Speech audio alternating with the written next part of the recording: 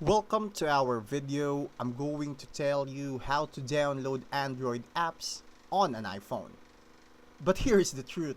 You can't directly install APK files on iOS because Apple and Android run on complete different systems. But there are a couple of legit workarounds. First, check if the app you want is already available on the App Store. Many Android apps actually have iOS versions. If it's not there, the next option is to use the app's web version through Safari or another browser. Because some Android only apps offer web apps that run almost the same as the native version. Another method is using cloud services or emulators, but keep in mind, iPhone doesn't officially support Android emulators like APK installers. So if you see sites promising direct APK downloads for iOS, it's usually fake or risky.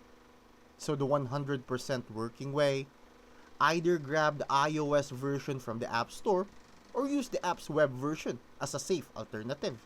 That's it. Thanks for watching. Make sure to subscribe for more useful content.